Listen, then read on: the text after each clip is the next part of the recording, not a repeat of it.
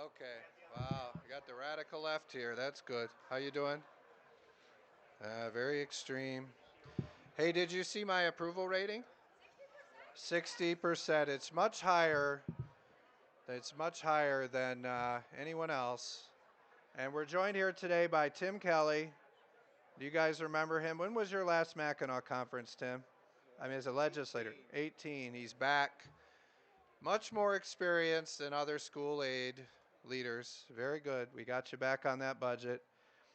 And we all know Ann Bollin is leading the effort to boge this budget, doing a great job. Uh, and Bill G. Schuette, who's been doing a great job on regulatory reform. Do you remember when Gretchen Whitmer got up at the State of the State and said, we need regulatory reform? Does anyone remember that? I couldn't stand up out of my chair faster. I mean, it was incredible. I don't think you stood up, though, Rep. Ryan Gans, but a lot of us stood up for Governor Whitmer. And we stood up, and I couldn't clap hard enough. And I told Bill G. Schuette, I said, Nancy Jenkins is here doing a great job on the Leo budget. You're going to love her Leo budget when you see it. It's incredible. But anyway, I said, Bill G. Schuette, you better run through that window before it closes, because Governor Whitmer, she stifled regulatory reform for 6 years. So before I get into that, though, I wanted to talk a little bit about the EPIC MRA survey. They gave me a 60% approval rating. And we know that Bernie Porn and EPIC MRA are one of the most highly regarded polling firms in Michigan. But what I thought was very troubling is the weak Democrat leader, Ranji Puri. He got a 32% rating. It's actually the lowest rating in the history of the survey results, which is very interesting. And then Winnie Brinks got a 41% approval rating.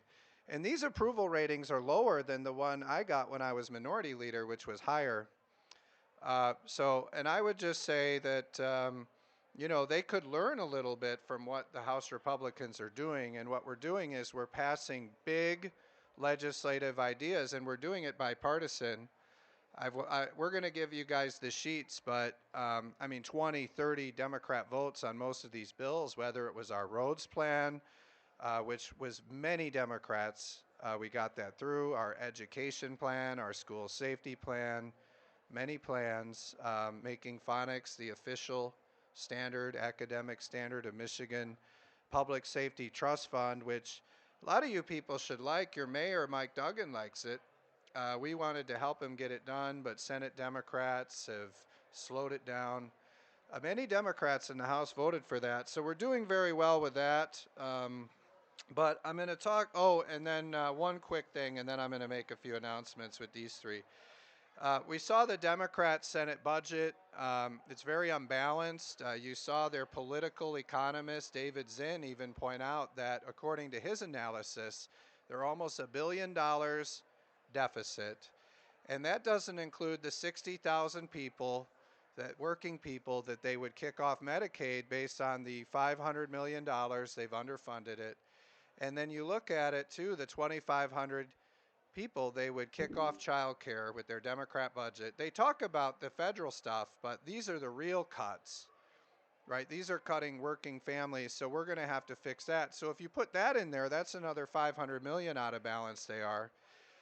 Now, CREC was a little nicer to them, and they said they're only 500 million out of balance, but that doesn't include those Medicaid numbers. And I just look at it and say, they've got a book closing, by the way, they still want to do. Remember last year they rushed that budget through in July? They rushed it. And as a result, there are all kinds of drafting errors, typos, mistakes that they're asking me to fix for them because they rushed the budget.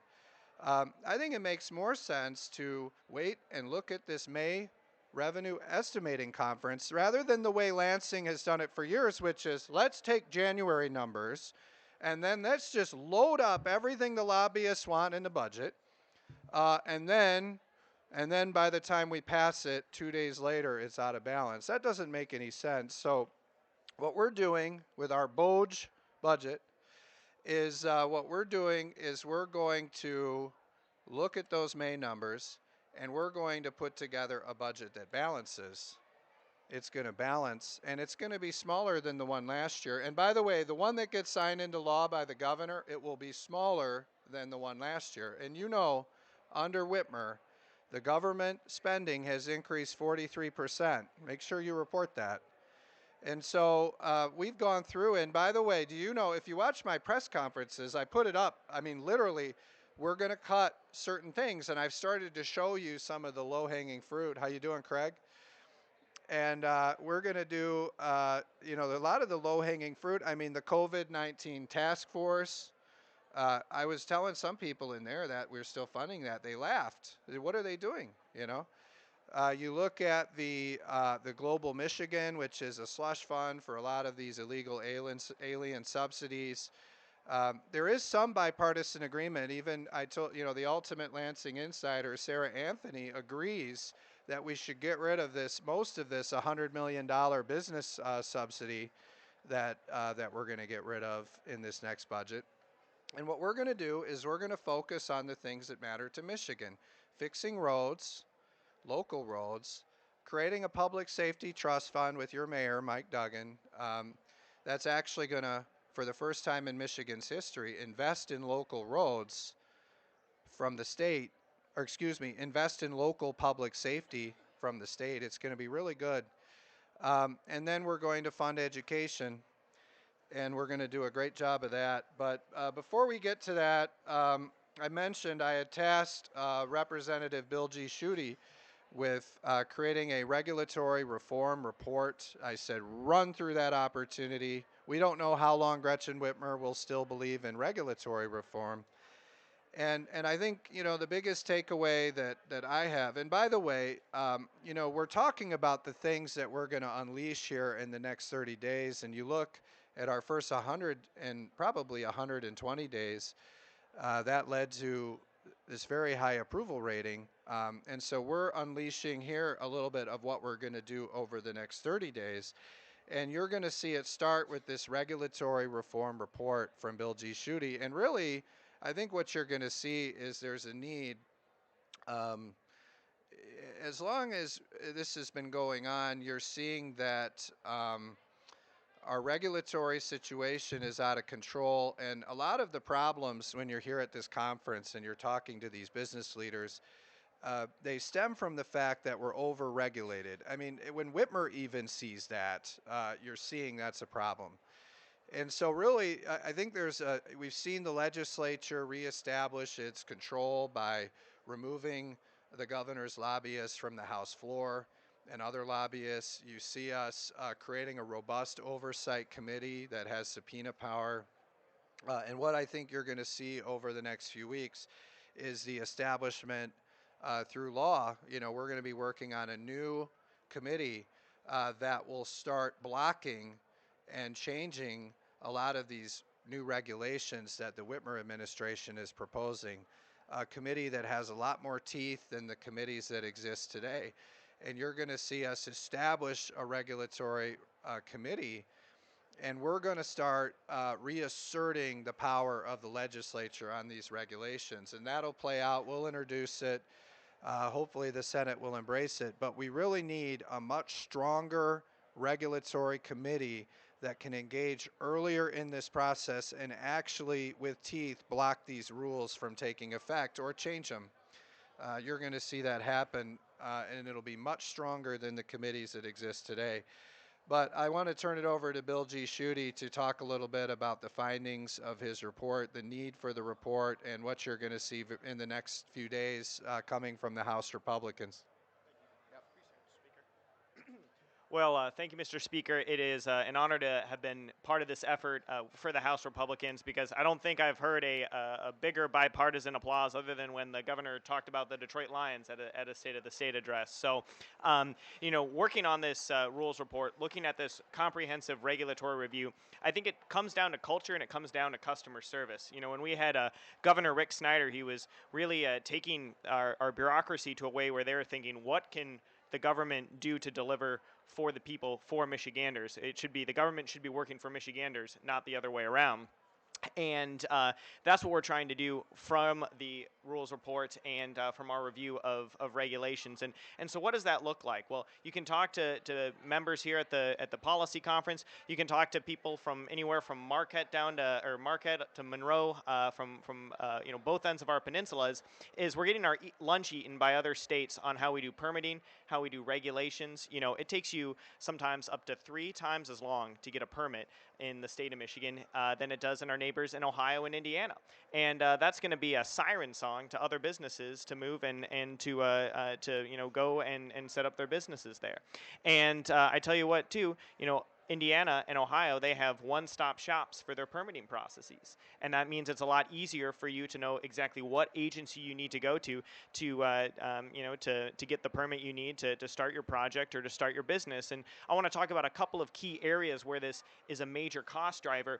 I hear all the time about the cost of housing and the cost of childcare. These are 2 fundamental costs that drive up expenses for Michiganders. And I tell you what, right now, if you want to build a house in the state of Michigan, we know there's more than $90,000 to each new single-family or multifamily build that's regulatory cost. But you also are having to get 4 to 5 different types of permits from 4 to 5 different agencies, and sometimes what one state agency is telling you conflicts with what another state agency is telling you. And that type of overlap and inconsistency, it's not only confusing, it causes project delays, and that drives up costs as well. And then we have a huge demand in the skilled trades, and we're making it way too hard for people to get into the skilled trades, from the barriers to entry with licensure and from the kind of arbitrary training requirements that we put on. So we can do tangible things in this rules report to help bring down the cost of housing and make Michigan an easier and safer state to build in. And then you look at childcare. If you're a childcare provider in the state of Michigan, you have to report to 6 different state agencies. Okay, and that's not counting the local government and federal government compliance requirements that you have. It is no wonder why we have such a shortage of childcare providers in this state when it is so hard to open, and so many of these places were forced to close during COVID, and then we make it impossible for them to reopen. I mean, that is a fundamental driver of cost. So House Republicans, we're delivering on ways to make government more effective for you and to take down costs. And then again, if we want to make this a state where people are moving to, people want to live, we have to do something about these barriers to entry in licensing in the state of Michigan. We have so many arbitrary licenses. I don't know, does anybody here a licensed butter grader? Yeah, so the state of Michigan still requires a license to be a butter grader. So this is grade A butter, this is grade B butter. There is no test.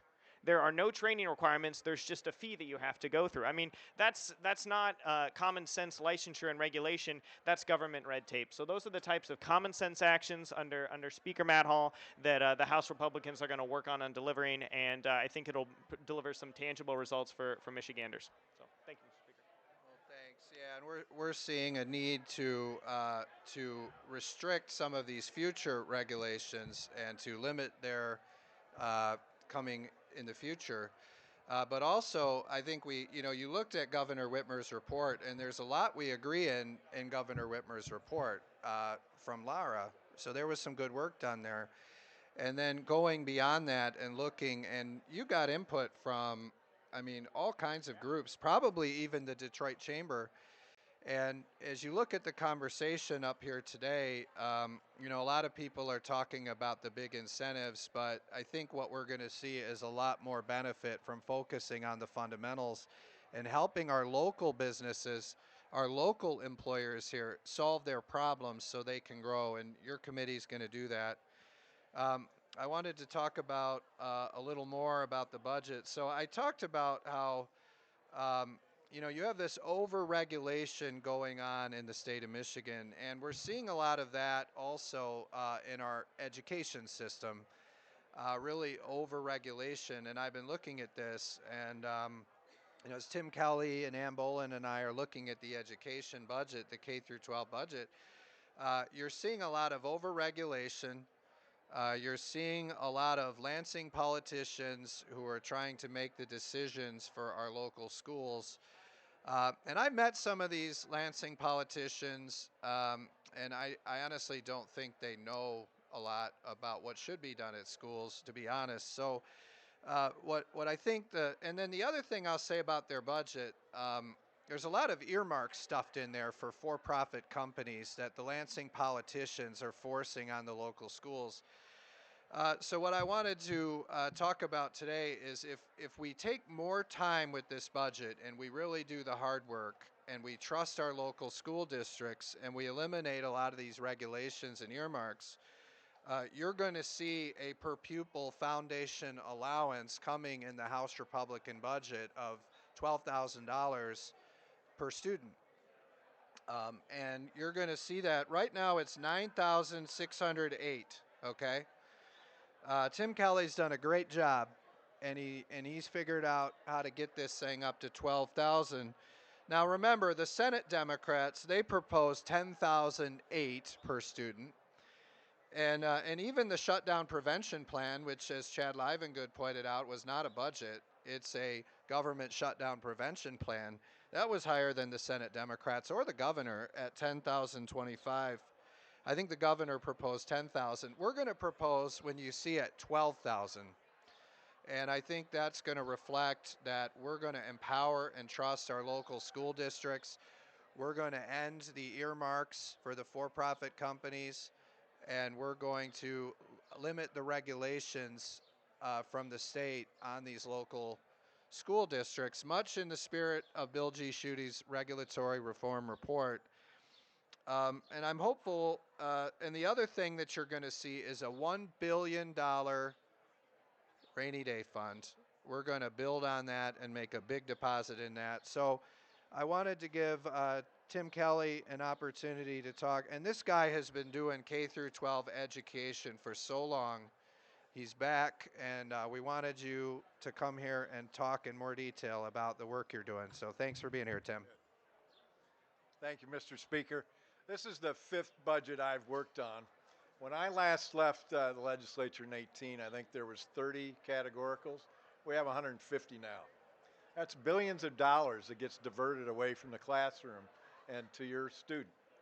So the idea is to get back to simplify the budget and to get back to basics. We trust that the school districts and leaders know what they're doing rather than the politicians in Lansing who are making these decisions for you. So we're rolling up the budget as much as we can, turning that back around, and you're going to get a $2,400 increase from what is currently exists in the budget. Now this is, I've heard for years, that this is a number close to what we've been told to maximize funding here in the state. I think what we need to do is get serious about getting back to fundamentals, focusing on literacy, and even honing that down to a handful of curriculums. I don't know if many of you are aware that we have 444 different literacy curriculums. This is why we're being left behind. Mississippi's passing us by. We had a 3rd grade reading law that we passed when I left in an 8F grade. That was immediately ceased and ignored the day after it was passed. Both the state superintendent and our governor said ignore this law because we will. Meantime, other states didn't ignore the law and continue to rise above us and race past us. So we've got to get serious once again, and we think that this budget here will help focus those attention on the student rather than adults. So, thank you, Mr. Speaker. Great. Yeah, and we have Sarah Leitner here too. Thanks for being here, Sarah. And Jim DeSanta is doing a great job, both of them. So I wanted to mention them. But you look, so, this is like a 20% increase per pupil in the foundation allowance. And this is going to make a big impact in our local school districts across Michigan. Allow them to hire more teachers, shrink class sizes, update textbooks, invest in technology, improve school safety, and also with that $1 billion rainy day fund, we'll be able to prepare if there's any problems in the future. That'll be a good down payment toward addressing that. And I think the Lansing politicians have really failed us on education, and we need to put more trust in our local districts in order to get them, let's give them the resources and then let's put them to work. The other thing I wanted to talk briefly about is the higher education budget. And I think one thing, I still talk about the Population Council report. Does anyone remember that, the Growing Michigan Together report? And I see Governor Snyder here, and Governor Snyder had one too. Do you remember that? He had a report too, and so we still look at those. So you'll be happy to know that, Governor. We still look at those. And now, the Democrats don't talk about them, but one thing that we see in those reports that isn't talked about enough up here at these conferences, where, I don't know, they talk about tariffs, but they don't talk about any of these issues. Um, we really need to retain our youth, right? We're educating all these kids. We're going to empower their school districts to teach them. And we want to keep them and retain them in Michigan, right? We want them to do that. We also see a major crisis with affordability of a higher education. I think there's some good things that we've done. I mean, you look at the Michigan Reconnect program, which was a bipartisan program. Right now that is going to be only for people 25 and above. It went down for a little while, but it's going to go back up. And we look at some of the scholarships that are being offered by the government, and a lot of them are based on not everyone gets them. Some of them are based on income, family income, things like that. So what you're going to see us when we introduce our budget very soon, we're going to create a new Michigan scholarship available to every Michigan high school graduate that attends a Michigan university or college. And that's going to be a $5,500 scholarship every year for 4 years.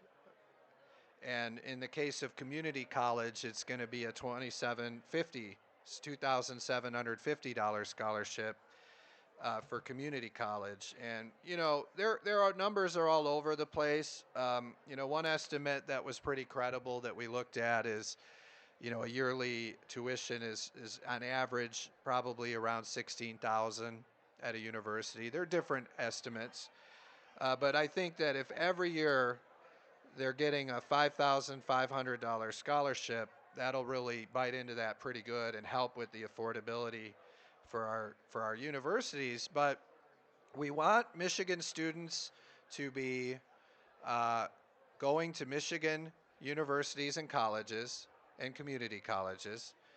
We want our universities to be attracting and working to gain Michigan students. And so I think really taking some of these scholarships that exist and turning them into something that every Michigan high school student will receive to help make college and universities more affordable, while also ensuring they go to a Michigan university, is going to make a big difference there in helping us accomplish really one of the things the Population Council pointed out, which is that we need to retain our talents, and we need them to go to school here, and we need them to get jobs here. And so doing these things together, investing in their education, empowering their local districts, getting rid of the regulations that the Lansing politicians are putting on their local districts, funding scholarships to attend Michigan higher ed institutions, and also embracing problem solving and regulatory reform so that our local companies that already exist can flourish and grow and solve their problems. We'll be putting Michigan on a much better track as we try to do things that will actually help improve our state's economic growth, unlike some of the things that you hear discussed at these conferences. I was going to bring, before we take questions, I was just going to bring up Ann Bollin to close this out. She's doing a great job on the budget, doing a very thorough job. And because of Ann Bollin's thorough work on this budget, we've been able to put together a budget that you're going to see very soon, which doesn't just fund the Public Safety Trust Fund, which is going to be a big thing for your local community safety. Doesn't just fix our local roads without raising taxes. but has given us this opportunity to be able to create a brand new scholarship for every Michigan high school student for 4 years to go to a Michigan college or university, and also to come up with a 20% increase in the per pupil foundation allowance for our local schools, and a $1 billion uh, rainy day fund in education. And we're going to do that. We're going to make the budget smaller, and it's going to be balanced, and we're going to fully fund Medicaid, something that the Senate Democrats don't do in their deficit budget. So I'll bring up Ann Bollin. Thank you, Mr. Speaker. And first, I'd just like to say, while it is a 60% bipartisan favorable rate for Speaker Matt Hall, I will tell you in our caucus it's 100%. It's a privilege to serve under your leadership. So thank you. I'm proud to be part of your team. So we have a lot of questions about the budget, and Speaker Hall often refers to heat. I'd like to say it's beat the heat, but it's BOJ. It's budget's overhaul of government expenditures, and I want to tell you that we can fix the damn roads, we can educate our kids, we can reverse the income tax hike, and support our law enforcement. We don't have to gut the budget, we need to cut it. We need to reestablish our priorities. Republicans set out to do that. We did that on the campaign trail last year. This is not about me, it's not about Matt Hall's mission, this is about a mission for Michigan. Universally, across the state, people are concerned about their kids' education, safety, affording tomorrow. Our plan, our budget, these are the solutions that are going to help carry Michigan forward. Again, we don't have to gut to cut. Another thing I found in the state budget is we're floating a lot of bloat. And where is that bloat? We're going to get rid of it. We have exponentially thousands of unfilled full-time equivalencies that are taking up. We have to encumber that money. We have $2 billion on the balance sheet for encumbered work projects. No progress being made. So we're working hand in hand with our oversight committee. This is the path to a more prosperous Michigan, and I do look forward to our education plan is one of the stop. We rolled out our roads plan.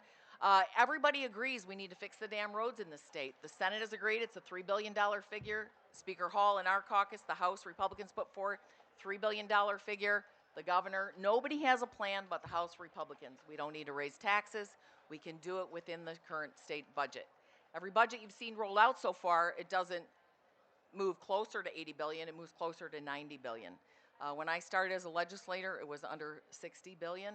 I know we have some anomalies with COVID, but realistically, the general fund should not have grown to 17 billion. We're going to cut that. And I look forward to continuing our work in bringing Michigan back to basics, including budgeting. Great, thank you. Yeah, that was great. And did you guys see, by the way, Ann baited me into mentioning HEAT, the Hall Ethics Accountability and Transparency Plan. And I know Zoe likes that. I don't know if she left, but she's a big fan of it. There's Zoe. Yeah, no, she's a big fan of it. And did we get you a poster, Zoe? We'll get you one. We'll get you one. We'll get you a poster. Okay. Wow, it's a mistake we made. Rick would like one. Rick Pluta, great job you're doing. You have two? Okay. He hasn't given the other one to her. Interesting. But you notice even the Attorney General, Dana Nessel, praised the plan that we put forward that brought disclosure to the earmarks. And I know a lot of you are combing through those to look at them. So, but that was interesting, wasn't it? Even Dana Nessel praised us for HEAT. You want to go ahead, Jim, and see if there are any questions? And it's okay if there aren't any questions. We don't mind. So I know. Speaker Hall, you mentioned a couple of times you intend to move the budget very soon. When is very soon? Are you going to move them out of the House before July? Well, we'll see. You know, I think we got to work through it. You can't commit to moving subcommittee budgets out of the House before July? Well, like I said, I'm coming forward with a plan. Let me ask you this. Do you think the Senate would commit to The pushing? Senate has moved budgets. They're not balanced budgets. We're talking about balanced budgets. So now I've got to, you know, we passed a resolution. It was a very smart and accurate resolution telling the Senate maybe they should rescind their budget because it's $1 billion out of balance according to their own Senate fiscal agency. Now, other estimates are different, but that doesn't even count the $500 million in Medicaid they've cut. So they don't have a balanced budget. But what we're doing by going through this process, very smart, is I've just showed you, we can do much more for education in our local school districts. We can do a lot for our universities and colleges by funding these scholarships. We're going to make universities and colleges much more affordable, and we're going to fix our local roads without raising taxes. I showed you last week some of the cuts that we're going to make are very smart. And what the Senate is doing, I don't know how you run such a big deficit doing this way, but they're tacking on about 4% on top of what's been done. I'll give you one example. I've been combing these budgets with Chair Bollin, and you look at this, like the Attorney General's budget. Okay, so like I watched Sarah Anthony, the Ultimate Lansing Insider, and she said, well, we go through the line items every year, so I've been going through them. Well, the Attorney General, it's like 90% of their budget is rolled up in one line item called operations.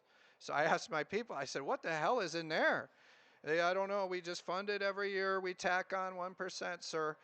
So we're going to be unrolling budgets like this and making the fixes. Well, please don't interrupt me. All right. We'll let you answer. Or we'll let you ask. I mean, look, this isn't Governor Whitmer. We'll let you ask more than one question. So, so what I'm saying is, as we're going through this, we're going to be unrolling budgets like this and looking at them because, I mean, that's a whole department that like 95% of it is one line item.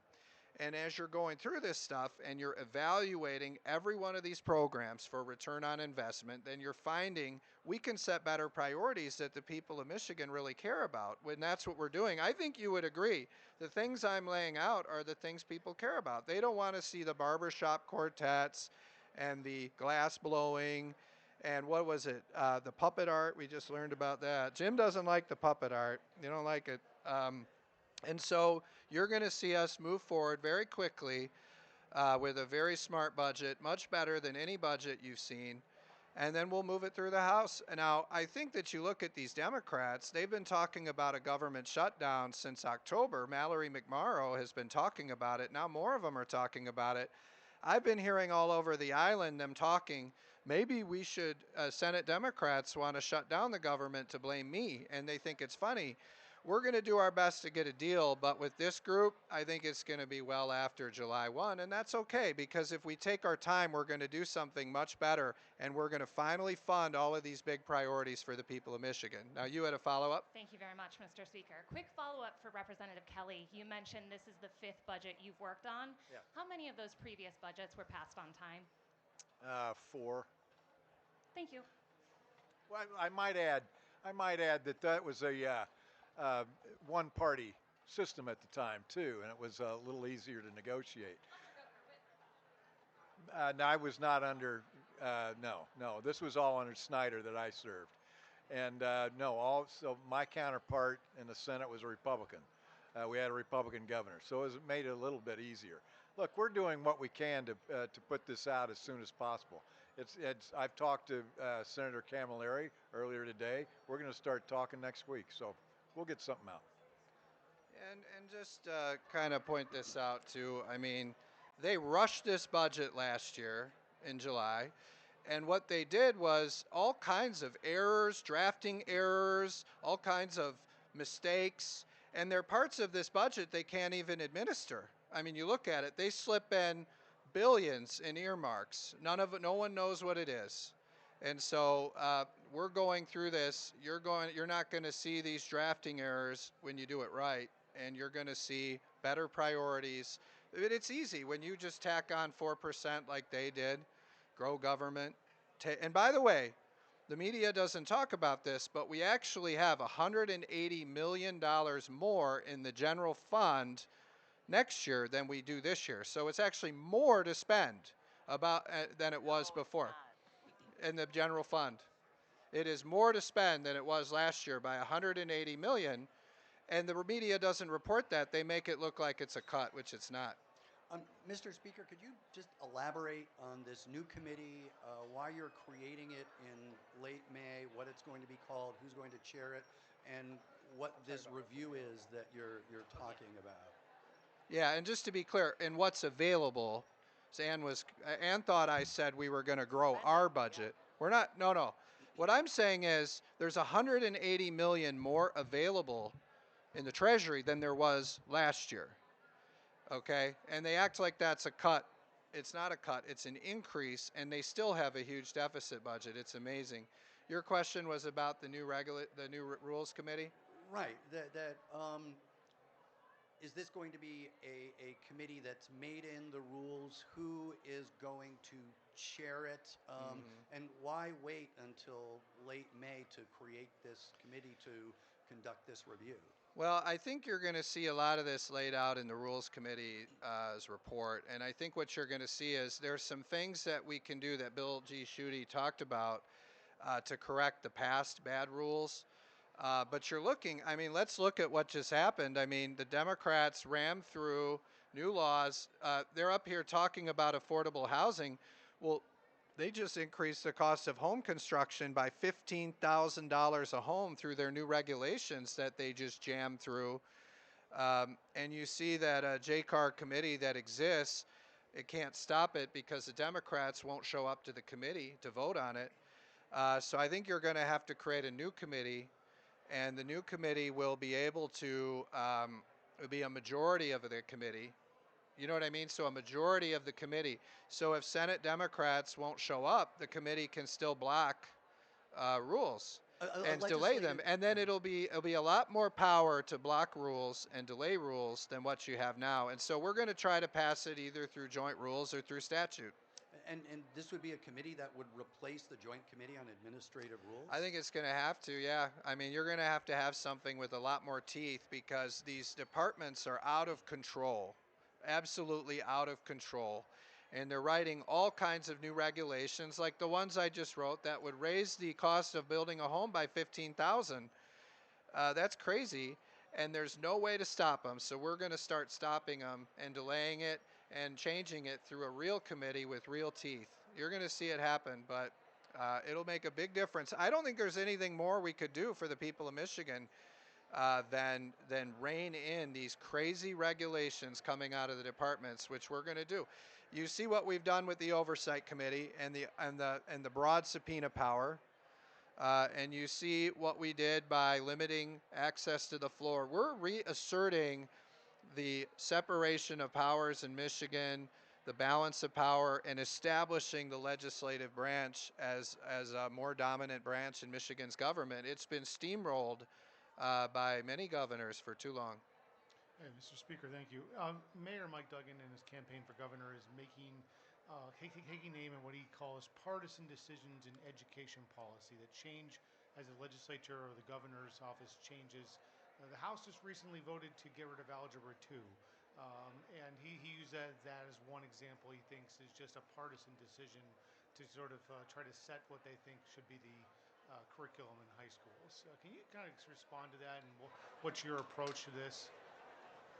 Yeah, and you know, Tim can jump in after me if you have any comments. But Tim knows a lot about education. But I think that you know, I think there's some merit to what Mayor Duggan is saying. I mean, you saw the Democrats with Joe Tate and Ranjit Puri and Brinks. I mean, they came in just hell-bent on repealing everything Rick Snyder did when he was governor, including, and we blocked a lot of it, we stopped him, but on education, you look at the great work he did on the third grade reading law, they repealed that. I mean, you think about that, how simple is it for most people that you should be allowed to read by grade 3?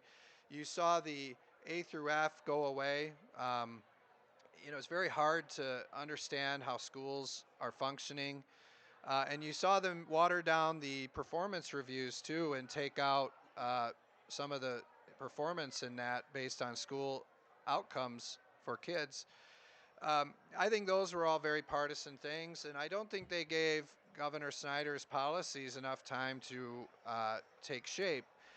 I remember when I was there, I was the only legislator at one time who voted against giving waivers for some of these things because the departments were refusing to implement some of these laws. But I think as we move forward, we put forward a bipartisan education plan in the House. And when I looked at it, because we have Governor Whitmer and we have this group of Senate Democrats, and I looked at it and said, okay, rather than trying to get a 100% solution, could we get a 10% solution or a 20% solution if rather than focus on these more emotional issues, we tried to look at ways to solve the problem. And when you look at these bills that passed through the House, they all had 20, 30 Democrats, and we even came up with one that has similarities to A through F.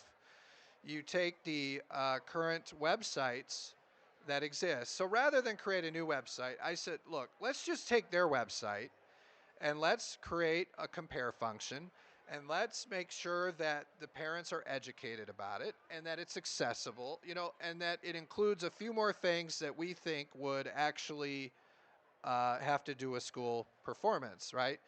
So it's like, could we get a 20% solution by taking the existing thing and making it work that moves us further in this direction of accountability? And you saw many Democrats vote for it. We passed legislation that would incentivize the consolidation of some of these services in different schools. Democrats voted for that. So I think you look at us making phonics the official standard of Michigan. There was some Democrat support for that. And what we're trying to do is focus on real life skills. And one of the ways you do that is create more options for your education. I mean, when we said dual enrollment for accounts with skilled trades, a lot of Democrats voted for that. So I think what we tried to do was let's chip away at what we can, and it gets Democrat votes. And for nearly every bill in that education plan, you saw that. And then I think what Tim Kelly and Ann Bollin are doing with this education budget, you see us getting at that in a different way through the budget, which is similar to Duggan's message, right? Rather than us I was thinking about this, like they mandate this amount and they say it must go to transportation. Well, what if they could do transportation for 5% less? Could they spend that money on something else, or does it go away, right? I mean, so it's like all schools are going to fund transportation if you give them enough money. So do you have to mandate that only this part must go to transportation? Or do you give them a few loose priorities, like we want you to have a school resource officer in your district, and then give them the opportunity to solve these problems rather than us saying, you must take this for-profit company to administer your tests, you must use this for-profit company to tutor your kids, and you must use this pot of money for this and this and this. We're just saying, look, we're going to empower the districts. So in that way, it's a similar thing. I think there's just a lot more detail than what Duggan came up with. Anything you want to say, Tim? Yeah. I think some of the things that you were talking about, the curriculum changes that passed, or a desire for some curriculum changes. I think they're all this, that whether it's this budget or those things that passed on the floor about schools, is born out of frustration, just born out of we're tired of being last. We need to refocus on what we're doing, and hopefully it gets their people's attention to say we want to get serious about Michigan going forward and no longer being stuck dead last in a lot of these categories. We need better metrics. Speaker Hall, so typically at this conference we often see legislative leaders from both parties join with the governor for some big bipartisan policy announcement. I don't expect that to happen this year. Do you think that's a problem? And if so, who's responsible for it? Well, Democrats are responsible. You know, one thing I told the other Democrat leaders when we discussed this topic was, if you want to have a bipartisan bill signing up here at Mackinac, then I think the Public Safety Trust Fund would be a great thing. I mean, in many ways, this conference is a celebration of Mike Duggan. I mean, you see that. Mike Duggan, you know, these people up here love Mike Duggan, all these leaders in Detroit. And we've worked very well with Mike Duggan. I mean, I've never seen a press conference of Winnie Brinks with Mike Duggan, but you've seen us with Mike Duggan, you know, so we're working together. And he had a really good idea on the Public Safety Trust Fund and investing state dollars into local districts And then he took input from Republicans and Democrats like Alabas Farhat, and we took it from there and we made some changes to it. But then we passed it with big bipartisan support, and instead of like embracing this, the Senate Democrats are changing it, and my understanding is they're changing it. Our plan is focused on the violent crime rates. So if you have the high violent crime rates, then you're going to get more money because our goal is to lower violent crime. And what we're trying to do is we're trying to, see what their performance is. And after 3 years, if they don't perform, they're going to start losing the money. It'll start going to the ones that are performing and lowering their violent crime rates. Democrats in the Senate have changed this and are trying to tweak it really to favor their preferred Senate districts. They're making it very political, and I think that killed the effort to have a bipartisan bill signed here. But it should have been very easy. I mean, the Senate voted for this last year. Mike Duggan will tell you that. They voted for it, and I was disappointed we didn't get that done. But I do think it was, we did have a great outcome when we got the earned sick leave done, the tip credit. Hopefully the Detroit Chamber members recognize how hard that was and how big of a deal it was for their members. I mean, when I was driving up here, I thought about this. Could you imagine what this conference would be like if that hadn't got done? I bet you they'd be talking about it, the impact and on businesses all over Michigan if there wasn't a fix to that earned sick leave policy and the tip credit. You would have seen a lot of restaurants close. You would have seen a lot of businesses struggling to get it done, and I think we found a good balance there. All right, we have time for 2 more questions. Speaker Hall, where is the money going to come from for that $12,000 per pupil allowance? And also, how many students are going to receive that $5,500 scholarship? Well, all Michigan high school students are going to receive it that go to a Michigan college or university or community college, so they're all going to receive it. And they're going to get it for 4 years under our plan. It'll be a very good thing. And that'll replace some of the other ones, that are there, but we're going to keep Reconnect. And then your question on the school aid, like I said, I mean, we're getting rid of a lot of the regulations and we're getting rid of a lot of the earmarks, and the for-profit spending. And if you do all that, you can do it. But you got to unroll these line items. I mean, Benson's another one. I mean, her whole budget is like one line item. I mean, we were looking at that. Anything you want to add, Chair Bollin, or are you good? No, I'm good. All right. All right, we got Well done. one final question. Mr. Speaker, you seem interested in things that poll well, and congratulations on your numbers. And you've Oh, talked yeah. about bipartisanship, which I think the people of Michigan are looking for. Right. There's a matter that polls very well, that has proven to be very popular across the aisles in the legislature for years, and that's open government reform, changing the FOIA laws. Representative Schuette has been a big advocate of that. Will you commit to doing something with that this term? Do you think this is something that we need to restore confidence in government? And if not, why not?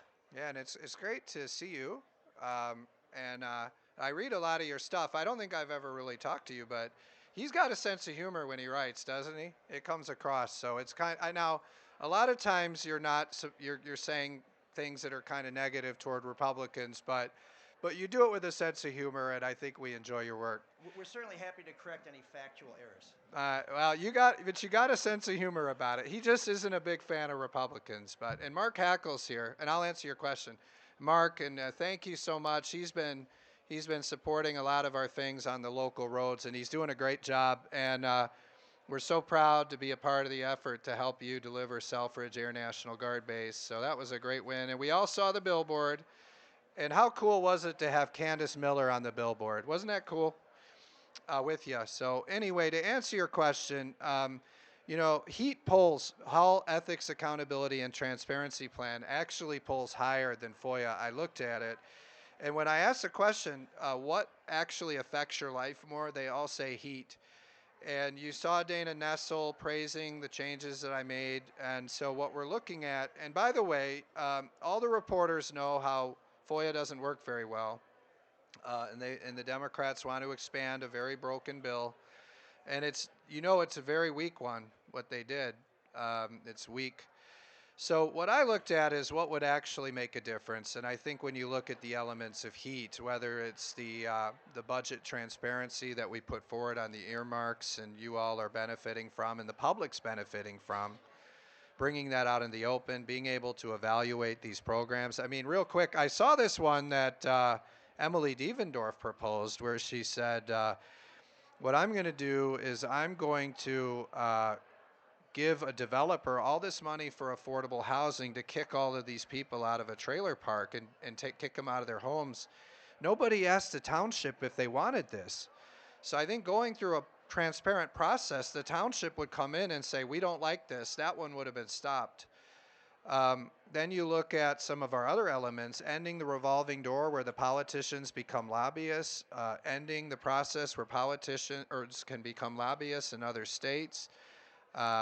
There's a lot of things, I mean, that we're doing in that plan that I think are going to have a bigger impact. So my commitment, I mean, we moved heat through the House. It had bipartisan support.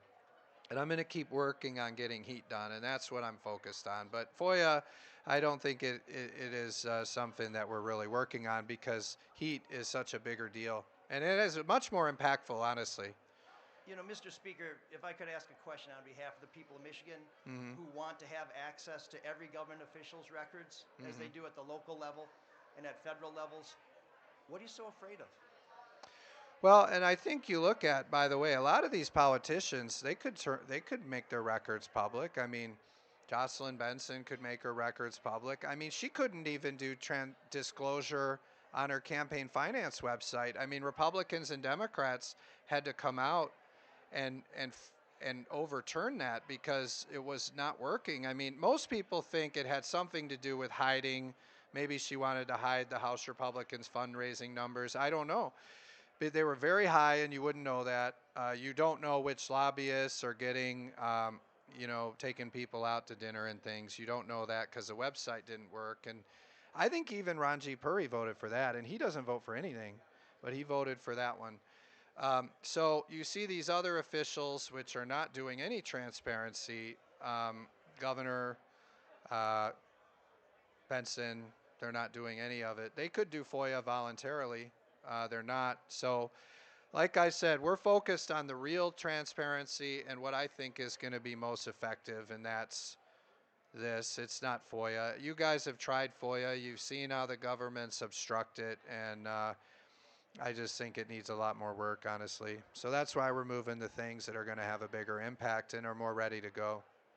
All right. Good. Thank you very much. Thanks, everybody. Great. All right.